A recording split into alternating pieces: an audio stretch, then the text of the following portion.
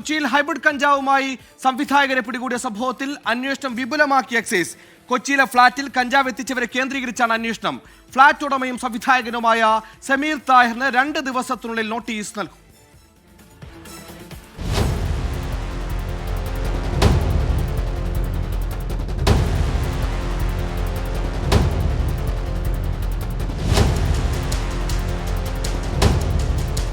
സംവിധായകരായ ഖാലിദ് റഹ്മാൻ, അഷ്റഫ് ഹംസ ഉൾപ്പെടെ 3 പേരിൽ നിന്നായി 1.6 ഗ്രാം കഞ്ചാവാണ് ഇന്നലെ എക്സൈസ് പിടികൂടിയത്. ഛായാഗ്രഹകനും സംവിധായകനുമായ സമീർ താഹിറിന്റെ കൊച്ചിയിലെ ഫ്ളാറ്റിൽ നിന്നായിരുന്നു കഞ്ചാവ് പിടികൂടിയത്. കഞ്ചാവ് എത്തിച്ചവരെ കേന്ദ്രീകരിച്ചാണ് എക്സൈസ് അന്വേഷണം.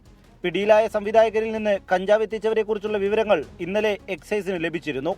എന്നാൽ ഇതുമായി ബന്ധപ്പെട്ട് ലഭിച്ച മൊബൈൽ നമ്പർ സ്വിച്ച് ഓഫ് ആണ്. കഞ്ചാവിന്റെ ഉറവിടം സംബന്ധിച്ച അന്വേഷണത്തിൽ സൈബർ സെല്ലിന്റെ സഹായം തേടാനും എക്സൈസ് ആലോചിക്കുന്നുണ്ട്. ഖാലിദ് റഹ്മാന്റെയും അഷ്റഫ് ഹംസയുടെയും സാമ്പത്തിക ഇടപാടുകളും അന്വേഷണ പരിധിയിൽ വരും. ഇവരോടൊപ്പം പിടികൂടിയ ഷാലി മുഹമ്മദിനെതിരെ കൂടുതൽ ലഹരി കേസുകൾ എക്സൈസിന് ലഭിച്ചിട്ടുണ്ട്.